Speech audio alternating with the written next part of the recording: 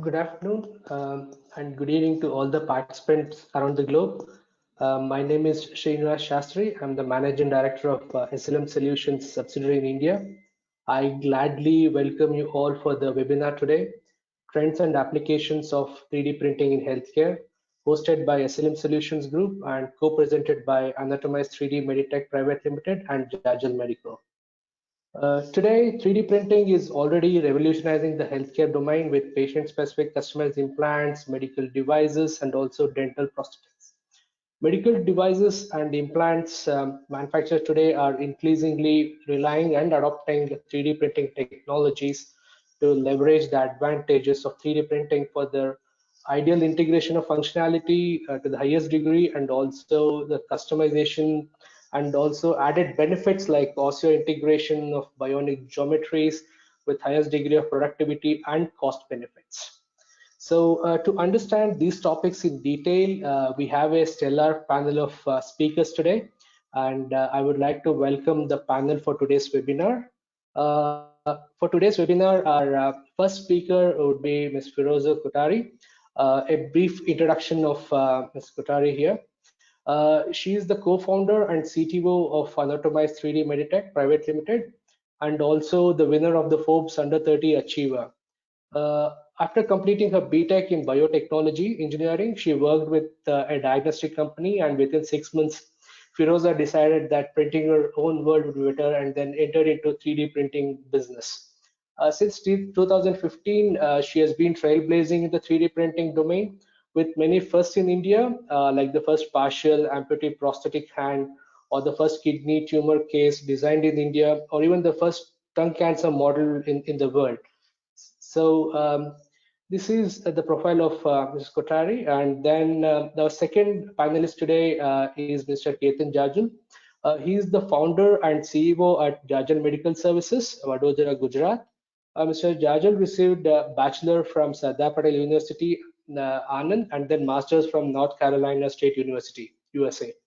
He has played multiple leading roles in medical device industry across the globe in USA, Europe, and now in India as well.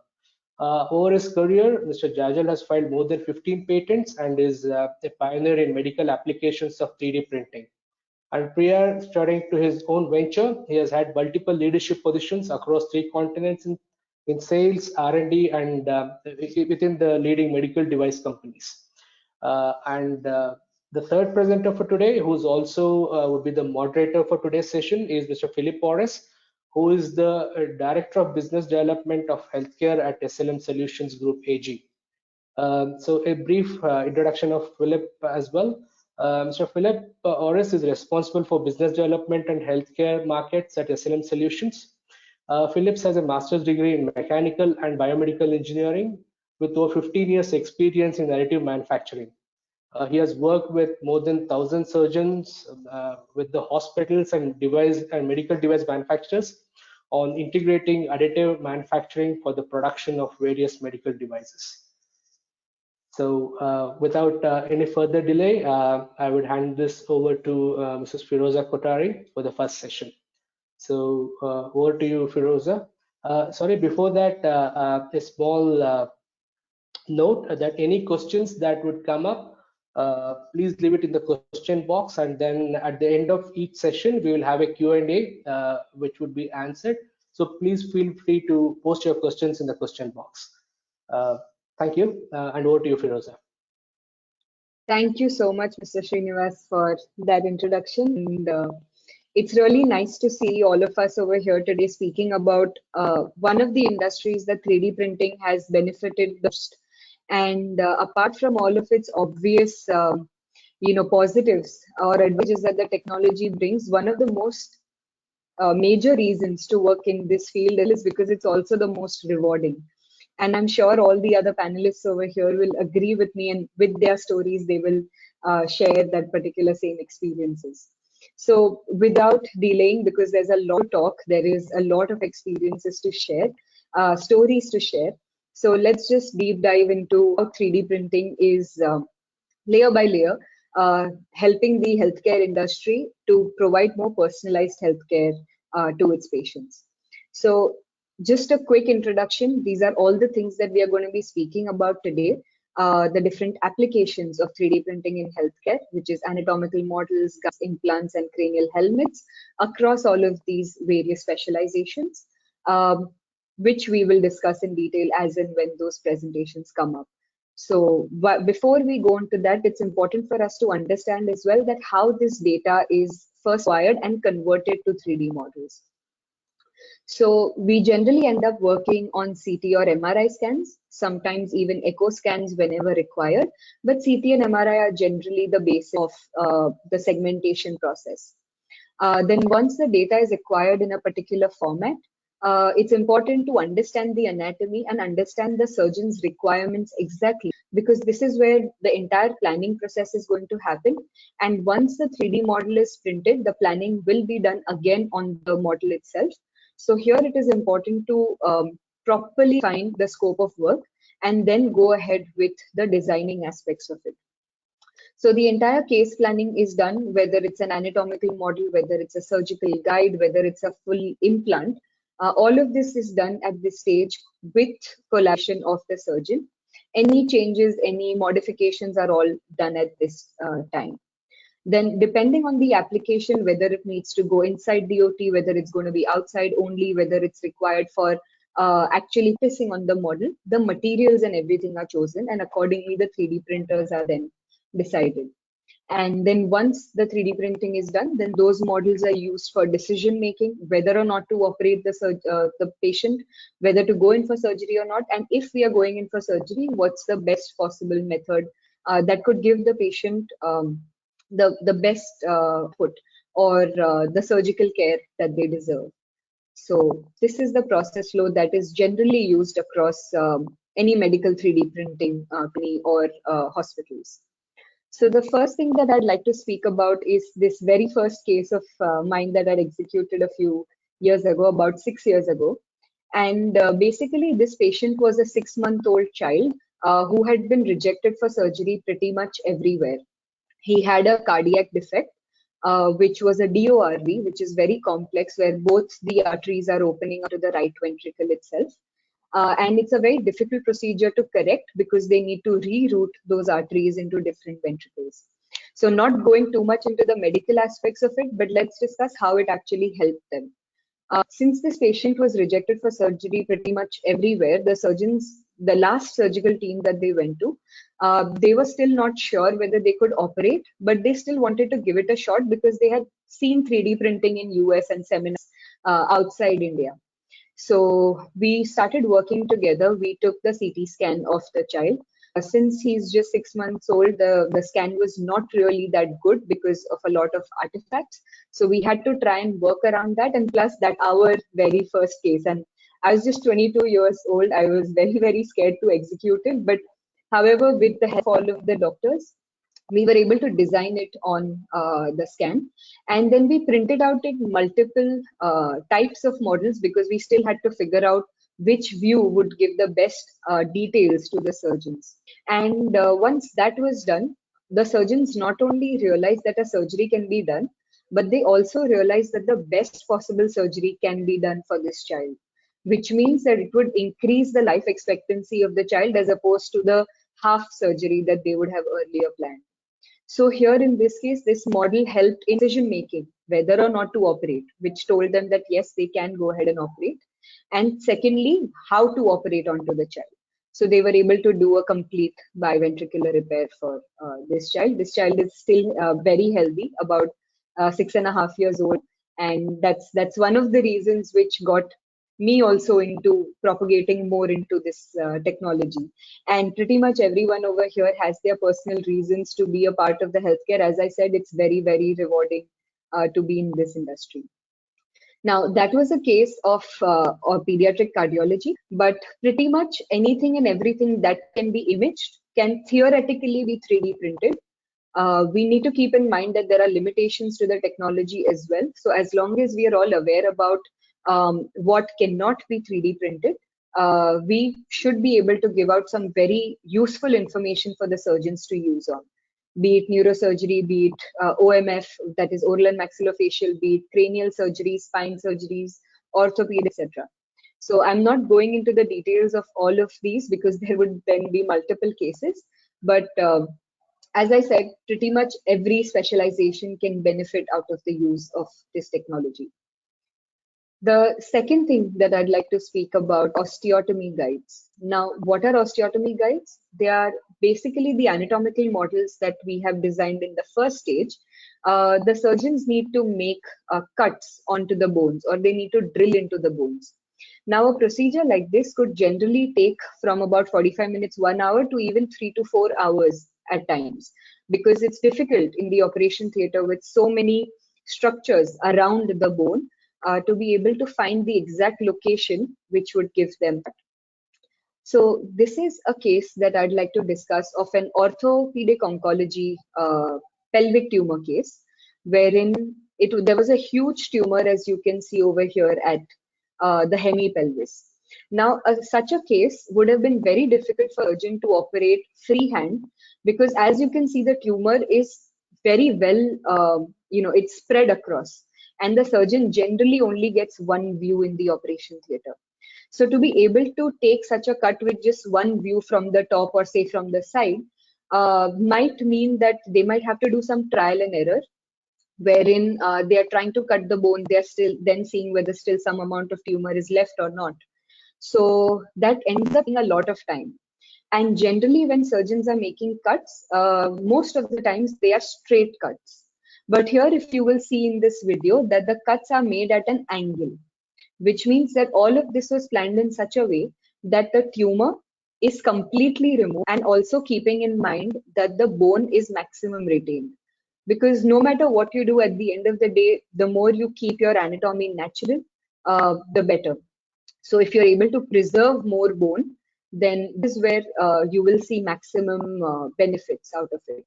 So this jig was created with angulated cuts, ensuring that the entire tumor is removed and maximum bone is in.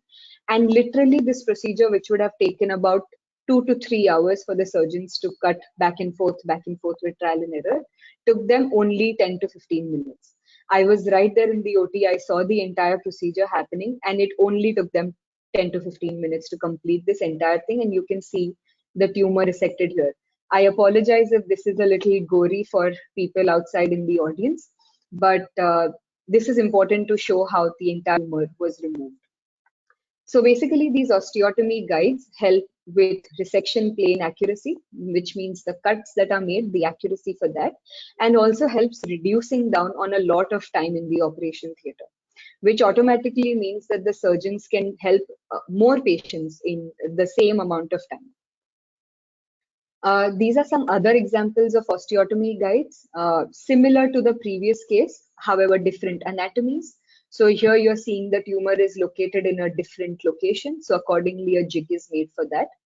I would want to specifically discuss about this femur tumor as well, wherein the tumor is here in the center, and then the cuts are made over here to remove this out, scrape off the tumor, and put the same bone back inside. So this is where the surgeons, instead of removing the entire bone and being able to fit a metal rod inside, it helps them save up on the patient's bone. However, ensuring that the entire tumor is cut off properly, so that there is no chances of revival of the tumor. Similarly, in jigs of spine, not necessarily a tumor, but this is a case of scoliosis, wherein the spine is bent in such a way that it requires a correction to come back to the straight as possible. So here I think there was a requirement of a 40-degree correction, and the screws need to be placed in all of these pedicles. Then there are metal rods that are placed inside, and then the metal rods are pulled to get that correction. Now, while these screws are being placed inside, mostly surgeons go freehand on their experience. The bones over here, however, while insertion, can sometimes be so thin that they could break through the inferior or the medial wall, which has the nerves present over there. So if you end up damaging the nerves, that basically means paralysis or sometimes even death in very complex cases. So that is why what we do is on the computer itself, the entry points are planned, the diameters are planned, the length also in some cases is planned, and the angles at which the screws need to go inside is planned. Then accordingly, a jig is created, giving them the length, entry point, angle, and diameter, which basically means that the surgeon just needs to place the jig onto the bone, put the screws through it, and take the jig out. So overall, it saves up on a lot of time because all of this is again planned. Coming to the next part, which is the focus of today's presentation, is that of custom implants. Now, again, the procedure starts in the same way, where you have the anatomical models created, because that is where you get the patient data from. But instead of using the standard implants, which may not fit correctly, which might have size issues, which over a period of time can break, which can cause discomfort many a times to the patients. I'm not saying that all standard devices will cause that, but some cases genuinely do require customization because they don't have a solution in the standard implants. And I'm sure you'll have heard of the phrase, which is one size fits all. I mean, that is not the case anymore over here in healthcare. If surgeries, if treatments, if medication personalized, now so is the time for implants. So here you will see different types of cases where there are cranial implants, there are zygomatic implants, there are orbital floors.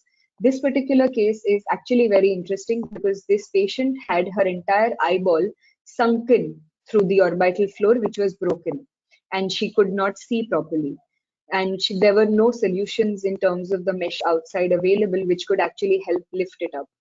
So that is when a lateral wall and an orbital floor wall was recreated in such a way that we understand that there is a lot of other anatomy out here and not just the eyeball, so that the fitment while the implant goes in is also a user experience basically that you're giving to the surgeon, the ease of placement.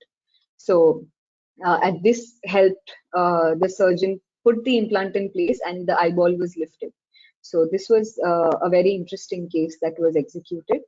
Then there are implants for elderly people who do not have too much bone left. However, they require the teeth to be restored.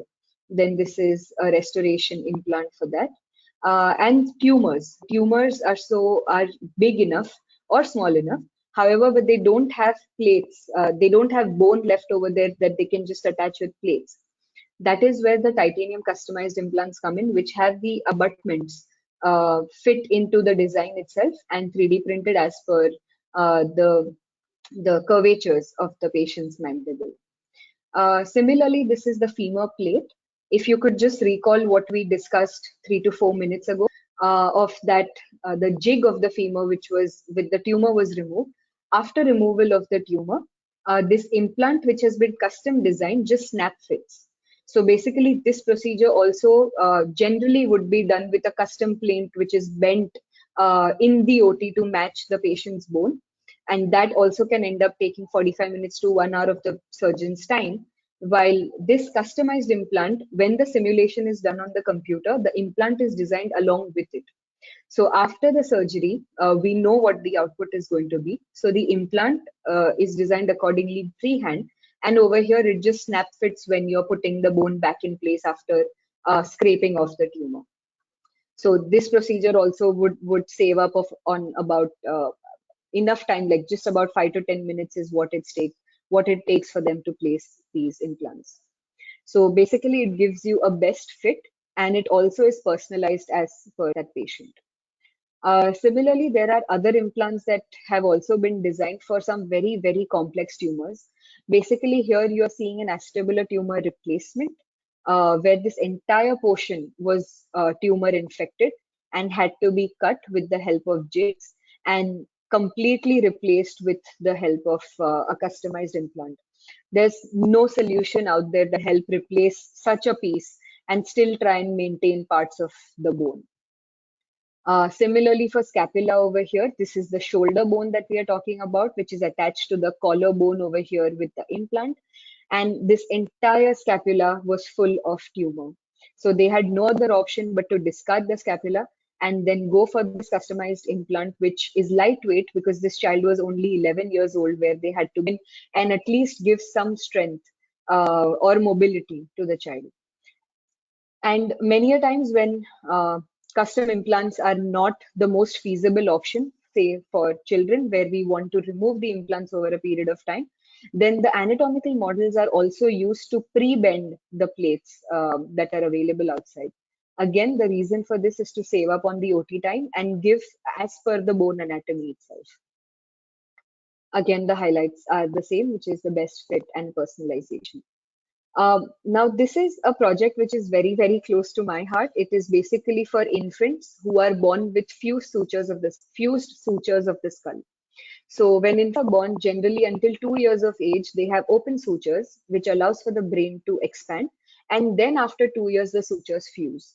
But these children might have one or more sutures fused into their skull, which does not allow for proper brain development and can cause more and more issues growing up. So that is where this particular helmets help release the pressure in some areas and put pressure in certain areas so that the skull can be remolded in a particular shape, allowing for better development of the future. Another area where it has impacted a lot is in the education space, wherein these models can be replicated again and again for students or for residents or for doctors themselves to practice on, to learn new techniques as opposed to learning them on cadavers. So cadavers are limited in availability.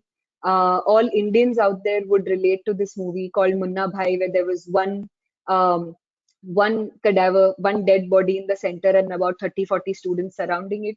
So it's very difficult for students to grasp different uh, techniques as well in that moment. So these models help in a way replacing those as close to normal anatomy as possible, natural anatomy as possible, and practice and learn on it and get better at their techniques from an early stage itself.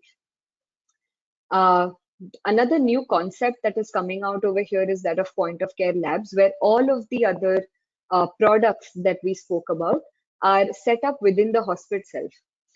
Wherein within the hospital you have a designer, you have the 3D printers, and you have access to all of the surgeons.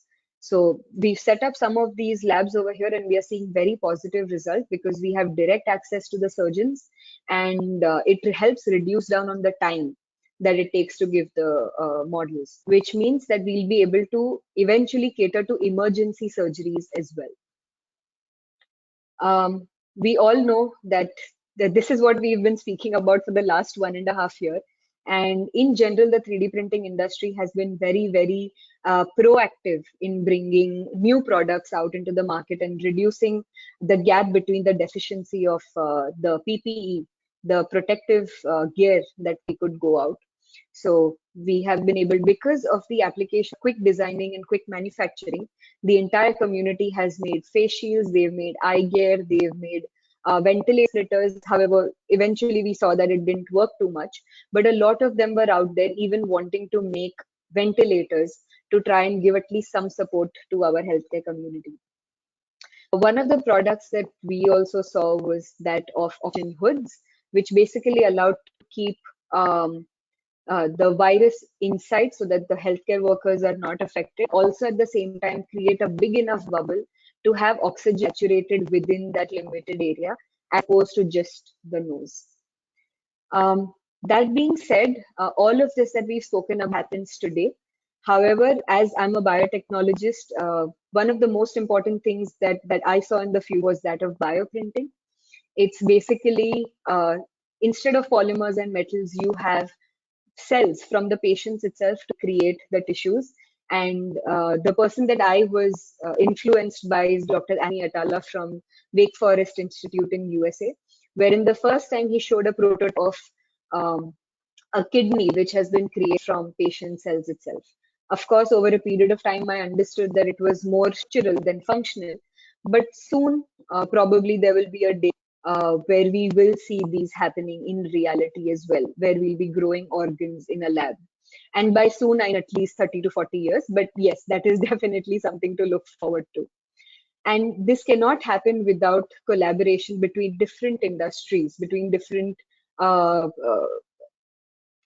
communities together. So be it tissue engineering, mechanical engineering, software developers, OEMs of implants, service bureaus like ours, metal, all of the different people out there who can just come together and make this a reality, so that someday we might need organ donors and we'll be able to fabricate them in a lab.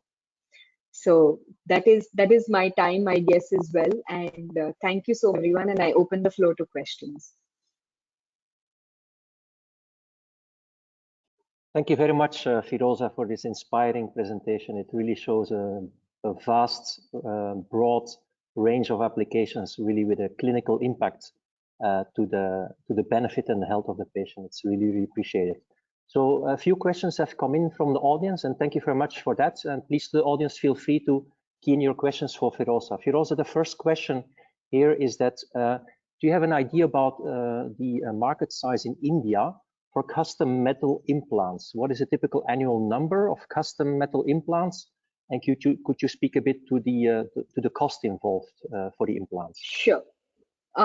So I think for about now, the predicted market is of about $13 or $14 billion in the next 5 years. However, I've been in this industry for the last 5 to 6 years and have seen it grow. There is definitely an exponential growth that has happened. The numbers are still not quite there yet and will still take some time. But with my experience, I can definitely say that it's a positive, highly exponential growth. Like when we started, we were doing barely 2 or 3 implants. Now we are doing about 50, 60 of them a month. So that is a very big growth that has happened, and a few more years till we reach that number. In terms of the cost really varies, again, depending on the size. As usual, how a 3D printing situation works can be anywhere from 20,000-25,000 rupees going all the way up to 1 lakh, 1.5 lakh. I mean, that really depends on the size and the complexity of the case. Yeah, thank you very much. And I think to add to that, I think a large majority of the patient cases which Firoza mentioned, it's for me, I've been in additive manufacturing also on the patient side, hospital sites for 15 years. Most of the applications that Firoza has shown it's a no-brainer. Yeah, the alternative for especially for cancer patients, the alternative is cost becomes to me really, really relevant. I've had this conversation now for 15 years with surgeons and hospitals and care centers around the world in various countries. Thank you. There's another question that came up on the choice of the material. So could you elaborate what is the choice of the materials on your anatomical models, and what's the choice of your materials on the osteotomy guides which you showed?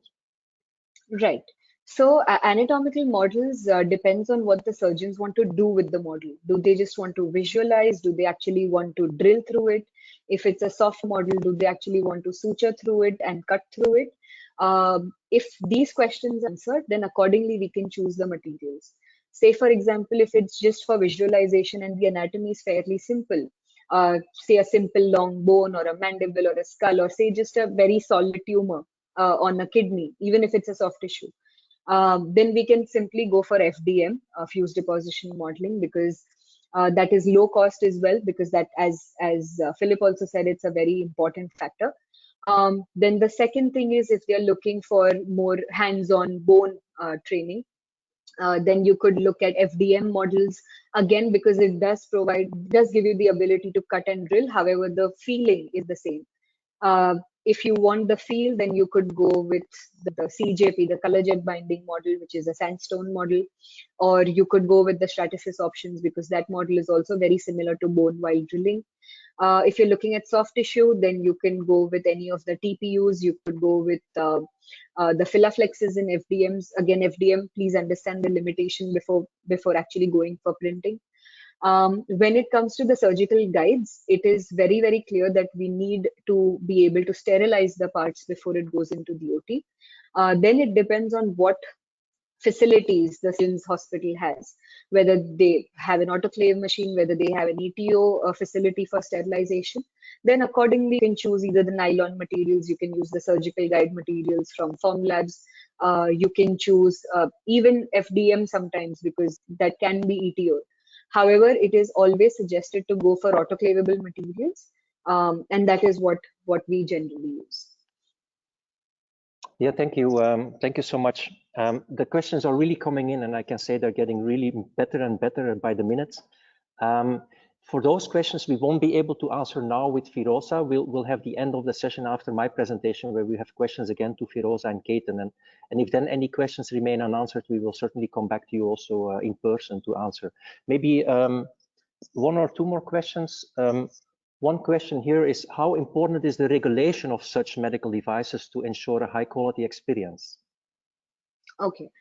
If you ask me, it is very, very important because at the end of the day, the implants or surgical guides or whatever, the planning and the device which is being inserted to the body, they need to be regulated because you are accountable at the end of the day to the patient's lives. However, in India, we still don't have such regulations, and I'll speak only for India because this is where we operate. We don't have such regulations which say the customized implants need to be in an XYZ format or need to be done in such a way. The only thing that we do at our end, which helps us keep track of everything that we do, is have an ISO 13485 certification, wherein the entire design process is documented, the entire manufacturing process is documented, our discussions with the surgeons are documented, and without the approval of the surgeons, we won't go ahead with any kind of manufacturer giving the implant. So, however, I have heard that eventually we are going to be changes in the regulatory for 3D printing because it's catching the governments as well. So, very, very soon we should have some regulations. For now, we can just do a bit at back end, taking care of all the processes. Thank you very much, Firoza. Maybe room for one last question, and then again at the end we will see which questions we can bring back again to all three presenters. There's a person in the audience who's asking, what about biodegradable 3D printed customized implants? Is it possible?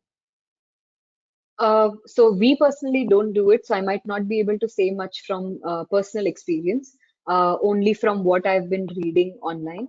There are quite a few universities, and now I guess even a couple of companies which are working towards these biodegradable implants. Trials have started. Until a couple of years ago, the world was just on animal trials, but now even human trials have started in some areas, showing positive results. However, there's still time for us to know the degree of the positivity and if there are any drawbacks to this technique or to the material, or if any changes in material chemistries need to be made. So it is happening. Soon we might see some things out in the market. We just need to wait and watch. I personally don't, so I can't speak from my experience. Yeah, and I can concur with you, Firoza. I have held in my hands 3D metal printed selectively in laser melted implants in bioresorbable metal material, 2 different alloys. It works in the lab, but bringing bioresorbable, bioresorbable implants to patient side, it takes a long time. Plus, some of these biodegradable materials are extremely, I speak on the level of metal printing. One of the biodegradable materials being magnesium is extremely combustible, is extremely dangerous to handle. I've seen magnesium produced in the lab, but it has to be a lab that is super protected because of the combustion. Yes, absolutely. So with that, thank you very much for your wonderful contribution, Firoza, and also addressing the questions. Thank you so much to everyone in the audience for your energy. We are now about at 100 participants. That's really well appreciated. And with that, I'd like to hand over the second presentation to Ketan Jajal. So we will switch now. We will switch now the presenter to Ketan. Give us a second here.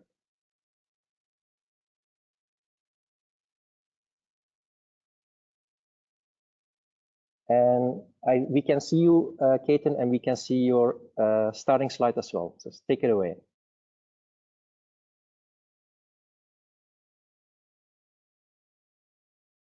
You are muted. Ketan, we can't hear you. Thank you for the opportunity. It's always good to hear from you, Firoza, and Good to hear from Philip, you and Srinivasa. So today my talk is on the again the trends and applications of the 3D printing in healthcare, and I am going to talk a little bit about digitization and how digitization has played a role in 3D printed medical devices. Talked about also will touch upon certifications and regulatory approvals. I know there's questions coming in around this, so hopefully some of the questions might be answered with this topic, and then some of the case studies that we have done in the industry. So hopefully this gives you an overall context. um, just a disclaimer, I'm an engineer, I'm not a surgeon. My talks are of course biased towards customized 3D printed implants, and the data that's there is all publicly available, and my talk is in line with Jajal Medical's core value, which is honesty, transparency, people as assets, and deep technical insights. So, what does digitization really has to do with 3D printed medical devices? Every patient is different, every bone is different, literally head to toe. But that really doesn't mean that all the medical devices or say implants are made customized. It's not real and it's not practical. And if you look at other industry, like if you look at say shoe industry, or if you look at clothing industry, that's also true, right? Most of us are probably wearing a standard shoe size and a standard shirts, right? That's available. So it's as Firoza also mentioned, right? These are special cases. These are maybe 5 to 10% of the overall cases where you need a customization of the implant. So in most cases, the standard available is most likely going to fit. There is more and more science and statistical shape modeling being incorporated in these standard implants, where these implant industry are also trying to understand how the shapes of the anatomy is and coming up with sizes that is not just one size or two size, but maybe 10 sizes, or maybe an Asian population size and Caucasian population size. So there is also better science going on how to optimize the standard implants, but I'm not going to talk more about that. But in this case, where the customized implants are being used, right? Again, if you look at digitization in other industry and you look at the shoes or tailors, initially it was all measured and manually measured, but now more and more you see that there is a trend of surface scanning, right, where your full body white light scanners are taking over to get a better accurate models for these type of products, right? In the same way, digitization is happening in the medical device industry as well. Particularly if we look at it, there's a CT scans and MRI scans as becomes the input, and how the entire platform is slowly getting digitized, where the design engineers may not have to be next to the surgeon. The design engineer might be on the other side of the planet and yet able to support that, and that's what is slowly happening. Again, Firoza talked about the workflow overall. Typically you start whenever there's a customized device, you need a CT or an MRI scan. There's a segmentation process, there's a planning process, and then there's of course the surgeon approval, and then if it's a metal device, then you have the metal printing, and then sterilization and all the post processing that is required, and then finally execution inside the surgery. My talk, I am going to focus more on this section, the segmentation, planning, and review, and how there are more and more companies who are trying to digitize this entire process, because this requires more of a clinical experience and a biomedical engineering team who understands the surgery, not typically available with the metal 3D printed printing implant, the service bureaus. So here's just an example of what you see here as a video. Oh, I don't know if it's yeah, so this is what is segmentation is kind of what you see here is the one of the hip cases that we did, and what you see on the left is the CT scans data and how it shows up, and what you see on the right is what is the actual conversion of that CT scan into a 3D model. So you can see that with what is left, it's hard for surgeons to understand, but with what is right, it's easier for surgeons to understand what exactly is going on and helps them do real planning. Another example on, so once this 3D is done, the next step is really to virtually, or digitally plan the surgery, what we call it as the DSP, digital surgical planning, wherein, you're not only just looking at the model, but you're looking at the entire surgical procedure and how exactly that would be done in the operation theater. So, when we share these kind of surgical plans, the surgeon understands the nitty-gritties and all the details and has a lot more questions that we are able to pick up and modify the design so that at the end when they go inside the surgery, it's really literally a repetition of what they have already thought about, looked at, and understood on what needs to be done. If you look at the digital platforms that are available today, which provides these online services, which is segmentation planning, at a higher level there are many more as well, but at a higher level there's mysegmentor.com, which we run, and then there's a couple of other platforms also available. Some are open, some are closed platform, but typically they'll take in the CT scans and provide the STL outputs. There's surgical plan provided as well on the site. So now we'll switch gears and talk more about the industry certifications and approvals. I really have like two things that you need to remember when it comes to regulatory approvals, right? Globally, more and more regulatory authorities. Recently, Australia moved, US and Europe had already moved. They're saying, okay, custom-made devices is and patient match devices are two different things. So you have to be aware of this, and more custom-made devices are moving to patient match devices, especially when it comes to 3D printed medical devices, whether it's a cranial plate or whatever, right? So your design is changing because of the anatomy of the patient. However, that does not mean that you can get away with it. You still have to go through the entire grind of design controls, entire grind of medical device production systems. Like Firoza talked about 13485 certifications. All this is required to make sure that the device is safe and effective for that patient. And the regulations are changing everywhere, and so also in India. And if we take a look at the India regulations, right, one of the things that I also want to highlight is the certifications bodies. So India recently has been working on the ICMED, which is very similar to the ISO 13485, and they have listed these certifying bodies, right? So it's a TUV or international certifications or BSI. These are the guys, and this list is, by the way, not comprehensive, so don't take me with the words. There are more added to this list, but these are the certifying bodies who are authorized to give the certification of 13485. So especially in our side of the country, what we have seen is anybody, Tom, Dick, and Harry can give a certificate, but that's make sure that when you look at all this, your certifying bodies are actually the one which are certified by the Indian CDSO. So there's these informations are publicly available on CDSO website, so you can take a look at it. But I think these are the two really important things that matter. Okay, then I'll switch gears here and talk more about the case studies that we have done.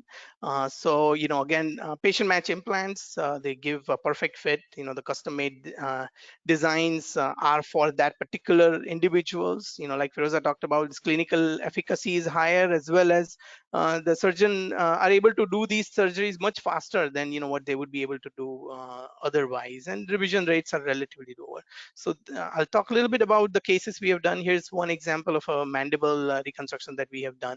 So here, you can see on the MySegmentor platform, the surgeon is able to look at it, communicate with us on, what needs to be changed. We go back and forth, and then once everything is good, the surgeon's able to approve this, and then we kind of go ahead and start the manufacturing process. We've integrated also the same information. What we realized is that in this entire process, the patient who's probably the most important person and their relatives are also very curious about this. So we created this open link system where the patient's able to not only see what's going on and understand the anatomy, but also make the payment through the portal. So we integrated the payment part in this.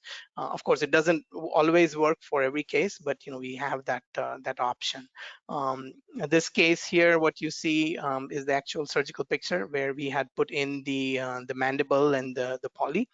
So this is a 16-year-old female with a tumor on the mandible, and then we recreated and created this. I also want to highlight a little bit about the porous structures. There's more and more when you have a metal 3D printing, you are able to create these structures which allow osseointegration, which allow lighter weight, and it is the future. Especially this is where 3D printing also plays a role, even in say standard implants. The standard implants cannot manufacture anything like this without 3D printing, and that's where the sort of the world is also going, where there's porous microstructures being 3D printed so that the bone ingrowth and bone osseointegration happens. And eventually we see that once these osseointegration happens into the bone, now this implant becomes sort of part of this patient forever, right? Because sometimes these few holes may not be enough, and that's where the osseointegration has to play a key role.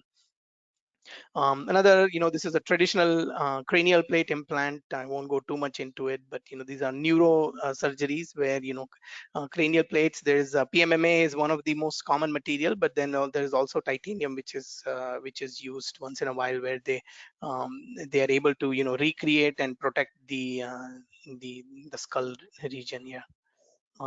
Another more on the joint side, on the foot and ankle here. So we've started working on these talus implants. So these are young patients because of trauma or because of oncology.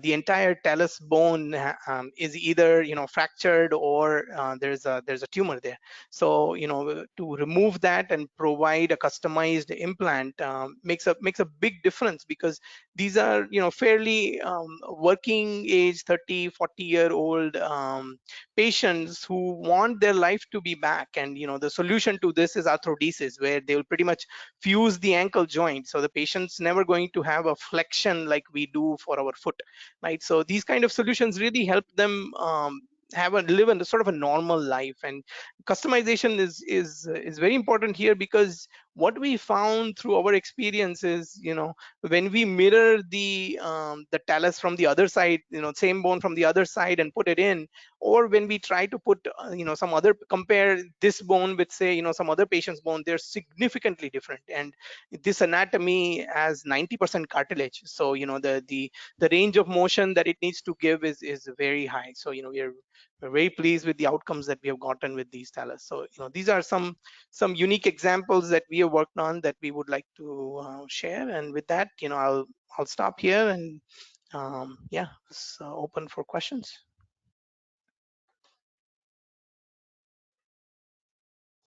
Thank you very much, Ketan, for a wonderful presentation, and especially picking up on the last patient case on the talus implant.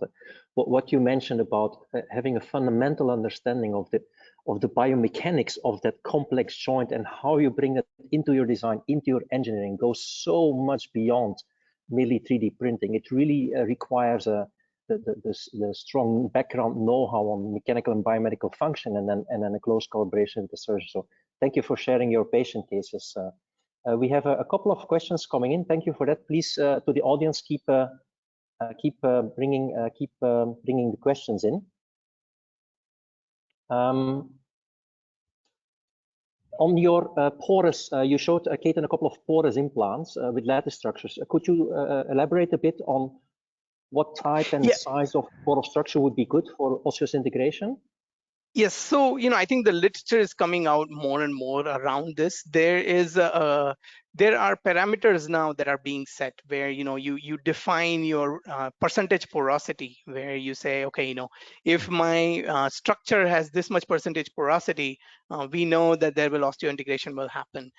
The other challenges that we have to overcome is how you build these implants on the 3D printer, because the structure needs to be such that there cannot be any support structure when these are printed.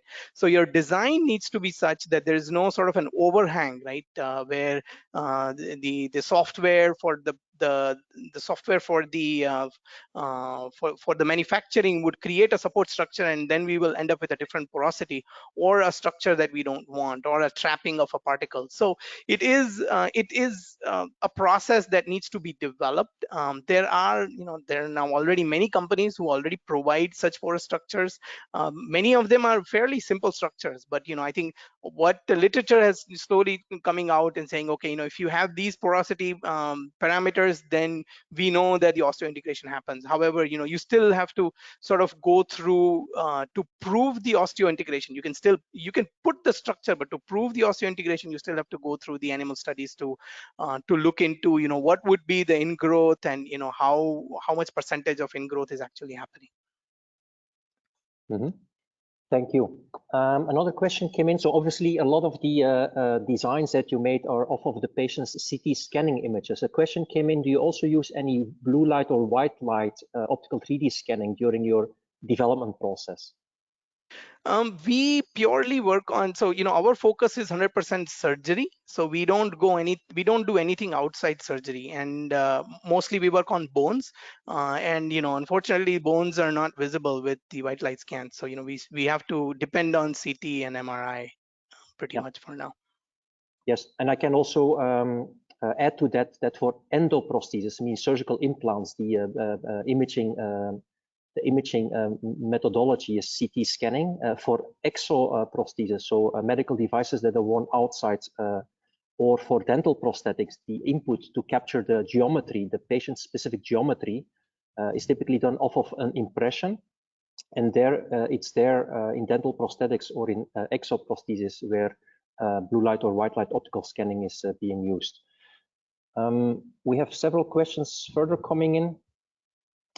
Yeah, this is a good one. How do you optimize the time from diagnosis to delivery best? Like, for instance, is there a difference between what is your time to delivery of the implant for a non-cancer patient, or for a non-cancer patients versus a cancer patient?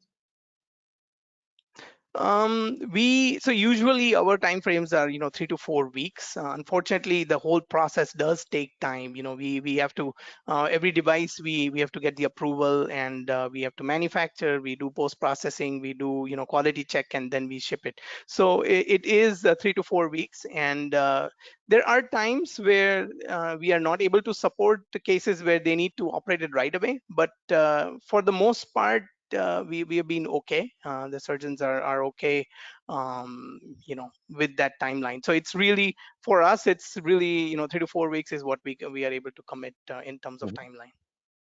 Yeah. There was a question on the use of the software packages. What are the software packages that can be used for segmentation and implant design, and are there reliable open source software packages as well? Yeah, so software packages we use, we have Materialize as Mimics, and then for design we have the Freeform, Geomagic Freeform. If we look at FDA approved, there are many other softwares that are FDA approved. Mimics is there, Simpleware is there, D2P is there, 3D Doctor is there. If we look at freewares, there's Slicer 3D is there, there's Inverse Alias is there, there's ITK, VTK. So there's a big list. And then if we look at the design, there's there's Rhino, and some of them also use reverse engineering and use like SolidWorks and stuff like that. So there's a bunch of softwares out there, but I think at the end of the day, what we have realized is you need to put together, when we become a quality medical device company, you need to have a process, and you have to fix that process, and you can't change that process. So I think, to me, it's not the actual use of which software, but it's the process that is validated and producing accurate results every time. That is the most important thing. Yeah. Thank you, Ketan. And I would like to add, I've been in the software portion of the industry for many, many years. We were colleagues a long time ago when we were both young. I can say also on the use of freeware. When we speak about the production of certified parts that go into a patient body, please refrain from using freewares, because there are actually, the regulatory authorities are actually imposing requirements on the use of the software packages. These have to be validated released and validated in their own right. So as long as you're doing prototyping, proof of concept design, you're most welcome to use what is available to you. But as soon as you bring a medical device, and I speak from my heart here, I've been working with many surgeons and hospitals and their patients, please by all means make sure that you use reliable software from a safe source. I have a very interesting question here on, we mentioned so far quite a lot on the metal additive manufacturing of your surgical implants. Could you speak a bit about the post-treatments that are required after 3D printing of the implants? Yeah, that's a very good question. So, the treatment depends on the application, right? So if it's a application, let's say, a small mandible joint piece that we need to replace with the implant, the post-processing might not be as high. But, if it's, say, a total joint, for example, then you have to go through polishing, you have to go through, ultrasonic cleaning, you have to go through some sort of even coating. So those treatment varies from application to application. That's what I would say. But yeah, again, many a times, most common ones are, polishing, I would say, and the cleaning for ultrasonic cleaning before the sterilization. Because at the end, you're sending these devices that are going to go in the patient, and you don't want to have any foreign particles on these parts. Yeah, and there are 4 or 5 more questions coming in on the post treatments and post machining, post surface roughness. I'll speak to that on a more technical level in my session. So that is a very valid set of questions. We have 3 or 4 follow-on questions on the same topic, but I'll address that in my presentation. Here's a question on how do we validate 3D printed implants' strength and lifespan? So there's combination of physical testing and then virtual simulation. You do physical testing, whether it's the UTM on a UTM machine with the life cycle, you kind of do an accelerated life cycle testing, or along with that, use finite element models to kind of virtually simulate the same and provide the results. So it's a combination of the two you need to have. Thank you, Ketan. Going through the questions, more questions on heat treatment, questions on types of polishing. We will address that in my presentation. Looking for other topics.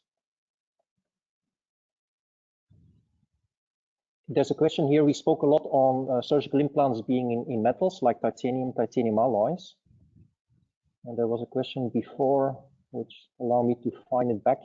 Yeah, here. So about the future of implants, like biodegradable implants, for instance, being a potential future application. Do you think that metals will be replaced by more radiation transparent and proton non-interacting materials such as CFR-P? What do you think? Personally, I don't know much about CFR-P, but there is a trend going on where there is polymer-based implants being used more in combination with patients' own bony anatomy as a combination, where the like the PCL, I think, is a polycaprolactam, and some of those polymers are bioresorbable. The same material that is used for the resorbable screws that are put in for, say, ACL reconstructions. So there is an interest and trend where these bioresorbable polymers are being used. However, I don't know how they would perform in terms of strengths in the areas where you have a bone which is really strong. So I have limited knowledge, but there is definitely a more polymer direction which we see. But if we today ask that what solution is available, then I think the ultimate answer becomes 3D printed metal implants, because there is right now nothing that comes as close even to 3D printed metal implants when it comes to strength, when it comes to customization, when it comes to acceptance by the human body as well, right? Titanium is something that bodies generally typically doesn't reject. So I think that those are the advantages that we get with the 3D printed implants. Yeah, and I can complement that by saying that on the CFR, so the carbon fiber reinforced component, I don't have any data to share. On the PEEK polyether ether Ketan component, I have data to share. So indeed, PEEK is a quite popular material aside from titanium alloy, cobalt, chrome, molybdenum. particularly for spine implants and a certain set of craniomaxillofacial implants. For the CMF implants, it's particularly the base of skull. So for cranioplasty implants, why? Because some surgeons or the surgeons would prefer radiolucency so that you can do a postoperative CT scan without any scatter towards the dura in the brain. But it's really surgeon preference. We see both PEEK and titanium 6.4 implants on the base of skull upwards. On the spine cage, it's a bit a similar conversation. There are surgeons who have a preference for PEEK-produced spine cages because of the radiolucency aspect, also because of the elasticity modulus being good for the function that the spine cage requires. But at the same time, there are lots and lots and lots of spine cages being produced with integrated lattices that can hold the bone chips. On the production component for PEEK, PEEK is usually made by CNC milling. There are additive manufacturing developments. There is a PEEK implant that's been FDA approved, which is produced by SLS, selective laser sintering. There are developments on FFF, freeform fabrication of PEEK implants, particularly for the skull base for cranial plates. To the best of my knowledge, I haven't seen any CE marked or FDA approved devices yet. But all in all, for sure, this technology is developing very, very well. And at the end of the day, it's about handing the surgeons the options of the materials and the designs and the layouts that they see as the best fit for their patient. I think we as medical device manufacturers and medical device suppliers need to be open and collaborative in that regard.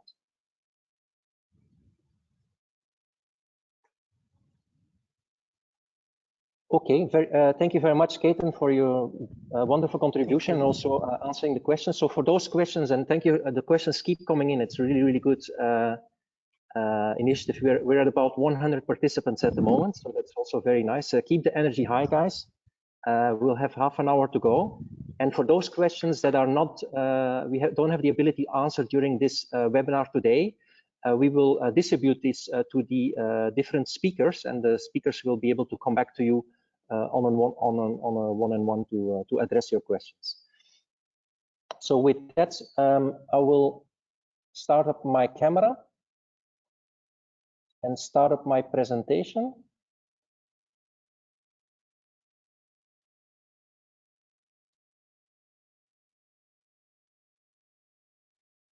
There you go. So hopefully you can see me, you can hear me well. So welcome again. Thank you to the audience for participating today in this presentation. My name is Philip Oris. I'm the Business Development Director for Healthcare with SLM Solutions. The topic of my talk today is metal additive manufacturing for medical devices, the added value, the possibilities and limits, the quality requirements. Firoza and Ketan have done a wonderful job of giving real patient cases with patient value, patient outcome. This presentation will speak more about the technical components of 3D metal printing and also the quality requirement components. A quick word on SLM Solutions and welcome here. I'm here at the offices now with our headquarters in Lübeck. We are a publicly listed company in Germany. Our headquarters are in the north of Germany, near the seaside in Lübeck.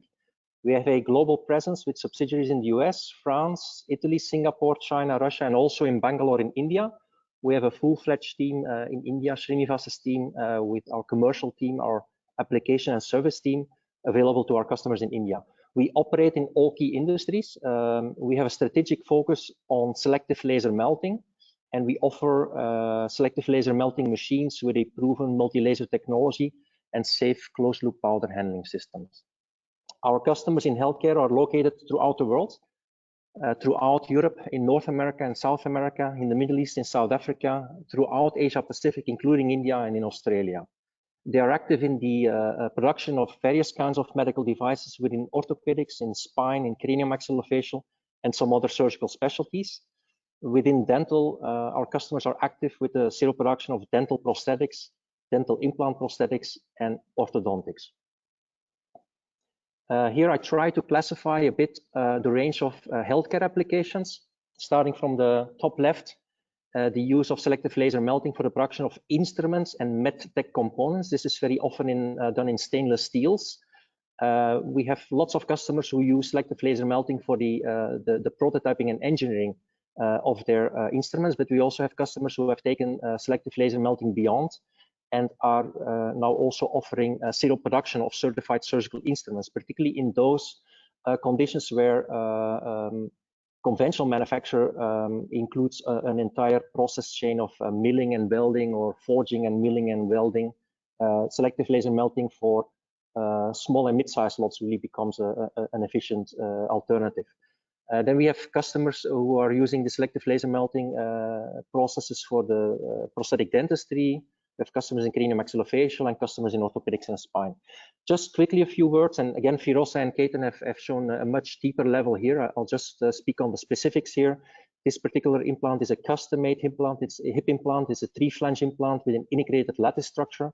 This implant was produced on an SLM280 machine in titanium aluminum vanadium alloy grade 23, which is the pure Eli form of the titanium aluminum vanadium alloy. This implant is printed with 60 micron layers in the powder bed fusion machine. The main benefits, the main functional benefits of this process is that this implant has an enhanced osseointegration to the acetabular bone, and also reduced stress shielding due to the shape and the nature and the elasticity models of this particular lattice structure. The main benefits of using selective laser melting for this particular implant are integration of function, particularly the ability to design, to control the design, the shape, the overall porosity, and the orientation of these struts in the lattice. The conventional production technique here would be titanium plasma spray coating, where you won't have the ability to really control your design of your struts. Plus, we know that selective laser melting gives you a much stronger integration of the lattice onto the solid component of the cup, where you have a lower risk of delamination, unlike with what you have the risk with titanium plasma spray coating. Then moving on to spine implants, Firoza and Ketan have mentioned a lot about custom-made patient-matched implants. I'd like to emphasize that a very, very large application within orthopedics and spine is the production of mass-produced implants, so standard sizes ranging from extra small to extra large. You see here a cervical spine cage that was printed on the SLM280 machine in, again, the titanium grade 23 in 30 micron layers. This particular spine cage has an integrated porous structure that allows the surgeon to place its bone chips into the implant prior to implant insertion. There is just no alternative production method available for this particular type of implant with this integrated lattice. Then moving over to maxillofacial implants, these particular implants were produced on the SLM125 machine. Within titanium, we see the use of titanium grade 23 alloy, but we also see the use for CPTI grade 2, so pure titanium, particularly for the mid-face implants. The lower mandible implants are usually made in titanium alloy. The titanium grade 2 can be used for mid-face implants also because it's a softer, more ductile material, and it's obviously pure. Right? It's a commercially pure titanium. And the application and the benefits of using selective laser melting for CMF implants it's beyond discussion. So some of the advanced implants by our customers, I'll just highlight a few. Maybe those that haven't been highlighted so much. So within cranial implants, orbital floor reconstruction, complex orbital wall and zygoma reconstruction, orthokinetic surgery reconstruction implants, bilateral sagittal split osteotomy, Lefort ones. Here's fibula reconstruction for the mandible, some contouring and augmentation implants for cosmetic procedure on the edge, the ridges, the edges of the lower jaw.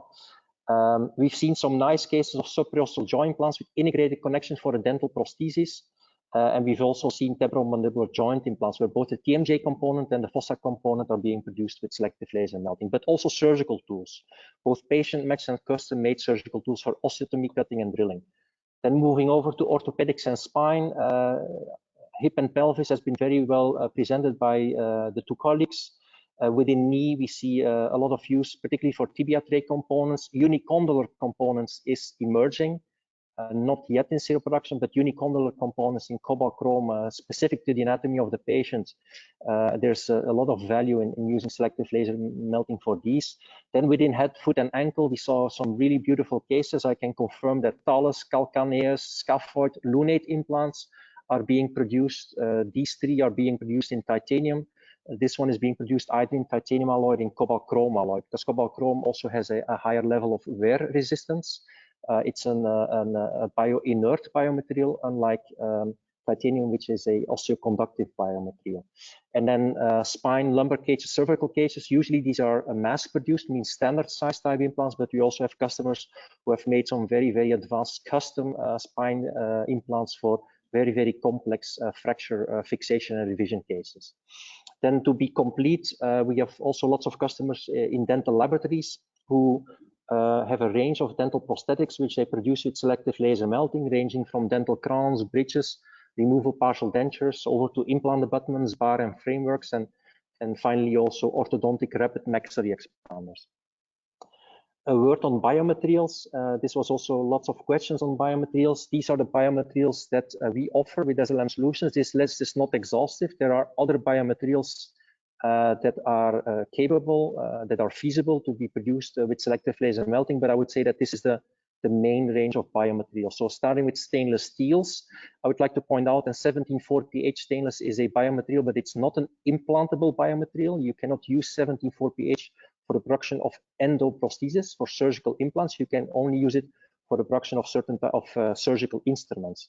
316L is a biomaterial. We don't see it. It's also an implantable material. We don't see it so much on implants because 316L, albeit stainless steel, does have the risk of corroding when the implant stays too long into the body. Then we move to cobalt chrome alloys. Cobalt chrome molybdenum 6 is used a lot in knee implants, from time to time also in some foot and ankle implants.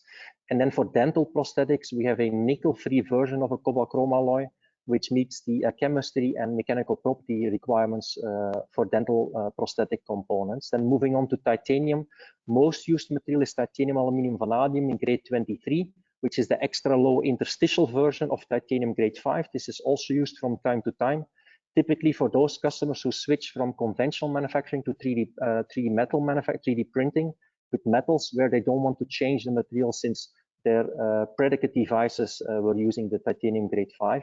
And then titanium grade 2, which is a much purer CPTI grade 2. It's a commercially pure titanium. It's a softer, more ductile material, so we have to be careful where we use it. We shouldn't use it too much in very highly fatigue loaded cases, but for less or non-fatigue loaded cases, such as the midface, this is a very nice material. It's also being used for other kinds of housings of medical devices that contain electronics, for instance. Then moving on to the selective laser melting process and the selective laser melting machines. We are now looking inside the powder bed of, inside the build chamber onto the powder bed of an SLM280 machine. And you see there two light yellow dots with sparks. You see now the depowdering. So at the end of every layer, when the welding is done, the build plate is lowered with 30 or 60 micron. The recoater spreads a new powder layer onto the powder bed, and then two lasers or one laser is welding on these parts simultaneously. So in other words, selective laser melting is a powder bed fusion technology, a layer by layer buildup technology where metal powder particles are fully melted and fully welded together. It's a micro laser welding process where the thermal energy of the lasers are selectively fusing regions of the powder bed. The consequence of this is that the parts at the end of the procedure will have a lot of residual stresses because of the rapid melting and solidification process that takes place, and I'll come back to that later on. Moving over to the SLM machines, you see here the SLM125 machine. It's our entry-level machine with a relatively compact footprint. It's a versatile machine. It's used by lots of customers for R&D, prototyping, new process development, new material development, but also in customers for serial production, whether it be cranial maxillofacial implants or spine cages. This system has a safe closed-loop powder management. So all of our equipment is equipped with safe closed-loop powder management systems. When we move over to the SLM280 machine, and this is our best seller in all industries, including medical device. This machine is equipped with either one laser or two lasers. The SLM280 Twin is equipped with two lasers, as you saw in the video before inside the build chamber. This is the build chamber here. This machine is a very robust machine that also has safe automated closed loop powder management. And I want to I would like to emphasize what this means for the operator and the quality assurance. So the operator will not be in touch with the powder when he brings the fresh powder to the machine, because you open up the cabinet here, you bring the fresh unused titanium powder, for instance, into the hopper here. This powder gets flooded with an inner gas. In the case of titanium, this inner gas is always argon. This powder then is transferred over a vacuum-based transport system through the piping here on the back of the machine, goes up, comes into the hopper here, goes down into the build chamber where it is spread by the recoater, which you saw in the video. Every time, layer by layer, new powder is spread. At the end of the build shop, the powder that was not welded, that was not melted, the loose powder can be evacuated with the door closed. So you just open the outer door here, the inner door stays there. The operator has 2 glove boxes, and there's a built-in vacuum cleaner here where under argon protected gas, this excess titanium is being evacuated out of the built environment and goes down into the piping, goes back here into the ultrasonic sieving system here, where the powder is dried, sieved, and recycled. So in other words, this is fully automated, fully 24/7 lights out automated selective laser melting production. Then we move over to quality requirements. I would like to emphasize this is probably the most important message that I would like to bring. Next week, I'll be celebrating 15 years in additive manufacturing industry, and it's been a really amazing journey so far. And in additive manufacturing industry, you speak a lot about 3D printing medical devices, and we speak a lot about standard size devices, and we speak a lot about patient-specific devices. Well, I'm here to tell you that we are not printing any medical devices by any means whatsoever. What you're seeing here, and I made this deliberately, Ketan and Firoza have shown you the final device, the final medical device. I'm showing you here near net shape parts. These are parts that are additively manufactured coming off of the machine. Selective laser melting, without a doubt, for this range of implants has a clear added value over conventional manufacturing techniques. In other words, it's an enabling production technology for a wide range of medical devices. But in order for this near net shape part to be turned into a final medical device, the medical device manufacturer really needs to take into consideration design for additive manufacturing criteria, needs to have a thorough understanding of the possibilities and the limitation of selective laser melting of metal additive manufacturing, needs to understand the key process variables of the SLM process that really dictate the quality outcome of the parts. And then answering some of the questions from the previous presentation, following 3D metal printing, selective laser melting, the parts need to be depowdered, particularly those parts that have an integrated lattice. And this takes 2, even 3 steps, even prior to going to the furnace. It takes 2 to 3 steps to make sure that all of the loose, unfused powder is removed from this lattice. If that would not be done by the time you bring these implants into the furnace for heat treatment, for thermal treatment, you will risk to create semi-fused powder particles, and that is to be avoided at all costs. It is dangerous to have semi-fused powder particles at the end of on the medical device at the end of the procedure. So we have to make sure that after the 3D printing, we fully depowder these parts. We then bring the whole build plate with the parts and the supports into the furnace for thermal treatment. This thermal treatment serves 2 main functions. Number 1, to relieve the residual stresses that are inside the part as a result of the selective laser melting process, where we have a rapid melting and solidification of metal powder particles that has inherent residual stresses. So with the thermal treatment, not only do we take out these residual stresses, we're also going to increase the ductility and the fatigue life and the fatigue mechanical properties of those parts. Then following the thermal treatment, we will go ahead and remove the metal supports that were holding these parts onto the build plate during the production process. Then the next steps, and that really depends case by case, implant by implant. The good news here is that the machining processes, it can be turning on a lathe, it can be milling in 5 axis or less axis, it can be wire cut EDM, the surface treatment, which can be sandblasting, it can be tumbling, it can be anodization, it can be electropolishing, it can be plasma polishing, it can be dry polishing. These surface treatments are in no means any different from the conventional surface treatment that you would do had you conventionally produced your implant.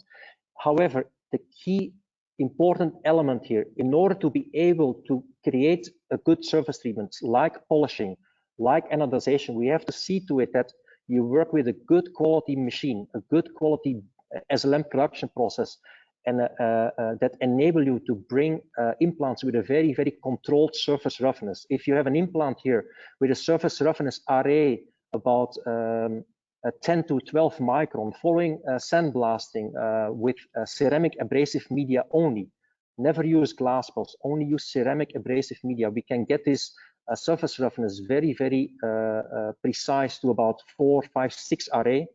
And that allows us to do the polishing or the anodization thereafter.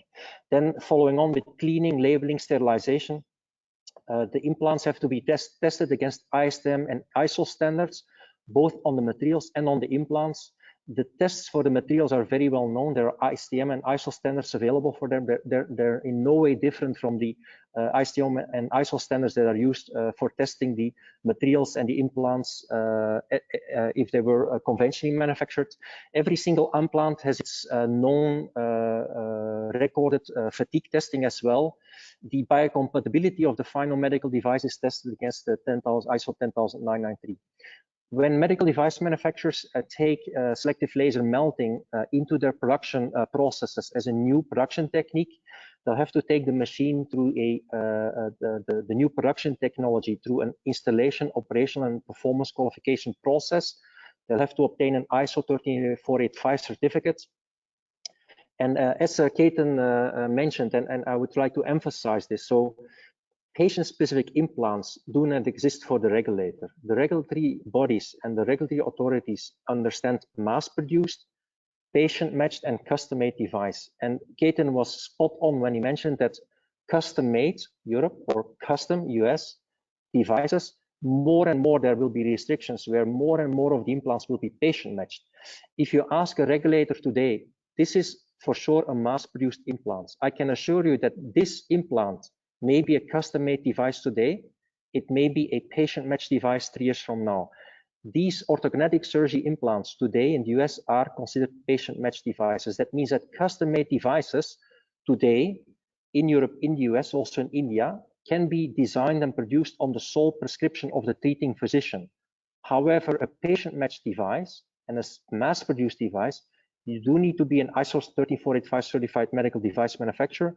You do have to have your quality management system and your validation processes in place and document all your production processes. Two good relevant works here, publication works to reference, is that the FDA has published its technical considerations for additive manufactured medical devices already in 2017, and the EU for CE mark, the medical device regulation 2017-745. There's a new MDR that has become effective last month, May 2021. And for the medical device manufacturer, I really encourage you, if you are in this regulatory environment or in another regulatory environment that adheres to either FDA regulation or CE mark regulation, that you very, very clearly review what are the requirements of the regulatory authorities. So how do we help our customers? With SLM Solutions, we help our customers to build qualified cell production programs as efficiently as possible. And we do that by offering robust selective laser melting machines that enable our customers to produce high quality parts with high repeatable quality that have a high process stability in the production process. Our machines are known to have a high productivity as well. Our machines, and I'm sorry this gets a bit technical, we have in-process quality monitoring systems where sensors are recording every 2 seconds the key process variables and are logging them and are reporting the key process variables. We have an optical tomography system in the machine, which is called the layer control system, which take pictures of every layer during the process to see if everything is going well on the parts during the layer. And then optionally, we are offering laser powering and powder monitoring and melt pool monitoring. If you wanted to have more information about these, feel free to come back to us after the event. It's a bit technical to explain these. We also have know-how on advanced data preparation with validated process parameters. And as I mentioned in the slide with the biomaterials, we offer validated process parameters with our biomaterials. So where you are ensured that you can print your parts at, with high density, high mechanical properties and good surface quality condition. We have a fair level of know-how on IQ, QPQ, which is known as machine qualification, part of process validation. We have developed furthermore our STQ processes, our technical inspection processes, our installation and training processes, so that helps our customers to get onto the IQ and operational qualification, performance qualification of the validation process efficiently. We have a lot of know-how in our team here on powder material certification, on powder handling, on powder traceability, on how to set up powder traceability, which is key for medical device manufacturing, on powder reuse. And we have also the know-how on what are the mechanical characterization standards, which are the ASTM and ISO standards against which the medical devices would have to be mechanically characterized.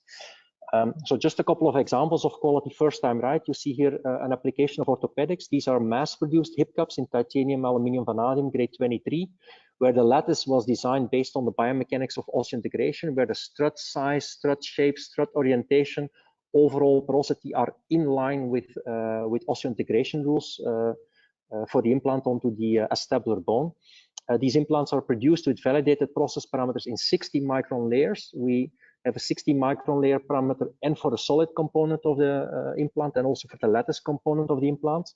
And I can say that these implants that you're looking at here have passed all the characterization tests with large OEMs and tier 1 manufacturers.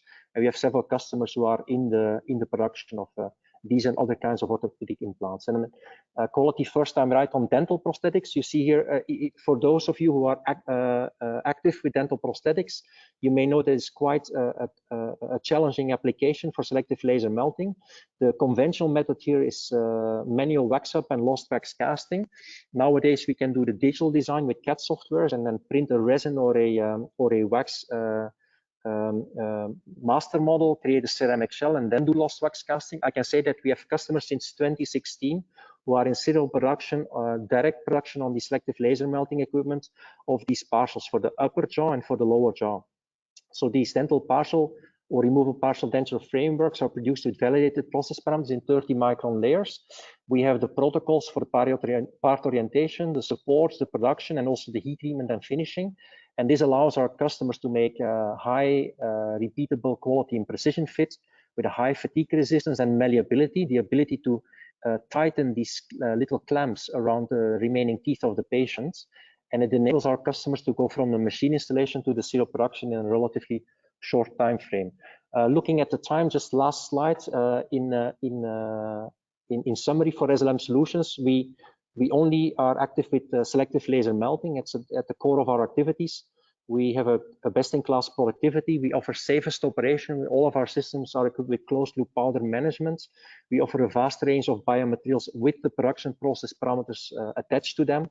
And we help our customers move to serial production, qualified serial production, as efficiently as we can. So with that, I would like to open up the room for questions again.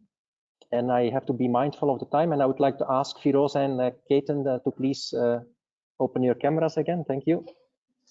Let's see if we have questions. And I keep track of time. We have about, let's go about 2 or 3 minutes more.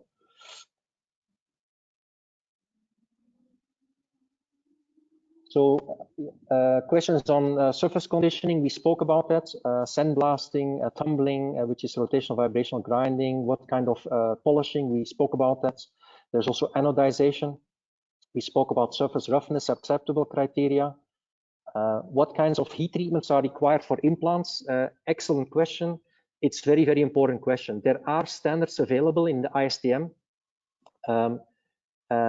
For heat treatments for titanium, cobalt, chrome, stainless steel. But what we need to realize is that these heat treatments were optimized for casting parts, cast parts. The microstructure of SLM produced parts is vastly different from the microstructure of a cast part. So there is a modification requirement, what I call a modified thermal treatment, a modified annealing or modified solution treatment, for instance, or modified hipping, where the holding time and the holding temperature have to be modified to put the ductility and mechanical fatigue function into the parts. And this is the kind of know-how that we share with our customers on titanium and cobalt chrome. Scrolling further.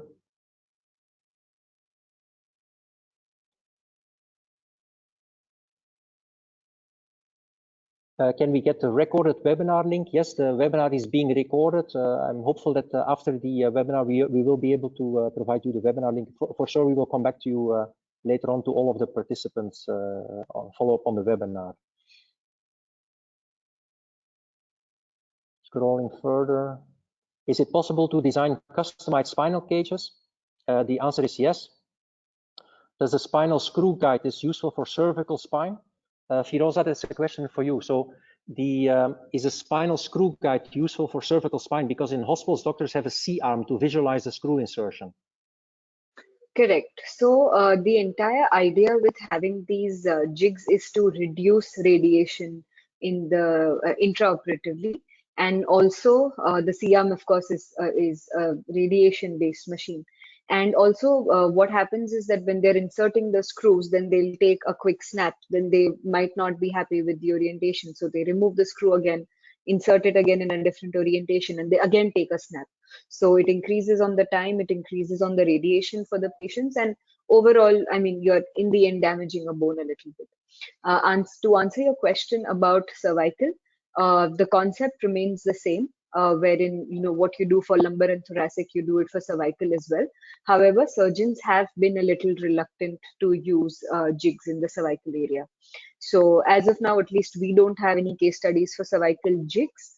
We do provide the models where they try the implants themselves. But the concept is the same. Theoretically, it can be done. Practically, whether surgeons want it, they're comfortable with it, that's something we leave up to them. Okay.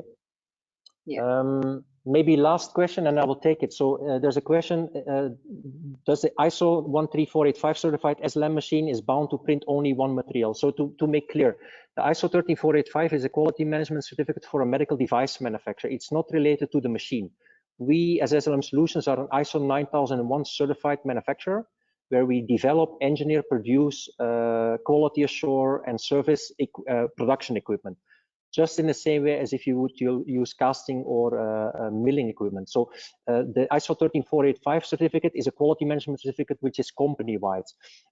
However, when you do integrate additive manufacturing as a new production technique, it is indeed necessary, it's required to take the machine through the installation, operational, performance qualification process, document that process. So document that you have the quality process in place, that you can consistently and repeatedly print parts and finish them to final medical devices in a repeatable, consistent, and documented way. And then to answer the second portion of the question, is it mandatory to print a single material only on a selective laser melting machine? The answer is, as long as you are in R&D and prototyping, it is definitely feasible to change materials. However, please, I want to make sure that you understand, when we go to the production of final medical devices, when we start using the selective laser melting equipment for surgical implants, please designate that machine to a single material. Why? We are not working like with a CNC milling machine. With a CNC milling machine, you can change your raw material, you can change your tool that contacts the material. But with powder bed fusion, we are speaking about small powder particles, which are down to the level of 10 microns. So if you change from titanium 6.4 to cobalt chrome, for instance, how can you ever make sure and demonstrate and document that your titanium is a titanium and has no cobalt chrome particles left? And heaven forbid, don't ever use aluminum or Inconel or any kind of non-biomaterial onto that machine. Once you go into the production of medical devices, please designate your machine to a single material. That's why we have customers who are offering, for instance, craniofacial implants in a multitude of materials, who have designated a number of machines to titanium alloy and a number of machines to pure titanium or to cobalt chrome. With that, and I have to be mindful of the time, we've gone a few minutes over. We still have good energy in the audience. We are still at about 100 participants, so I can say we started with 100. We are also ending up with 100. So thank you so much to the audience for your energy. We'll do our very best, all of us individually, to come back to you with answering all of the questions that keep coming in. And I would like to have a special thanks to Firoza and Ketan for a wonderful presentation, and it was very, very inspiring to me personally. So with that, thank you very much. Have a good day to everyone, and we'll be in touch. Thank you. Thank you so much. Have a great day. Thanks.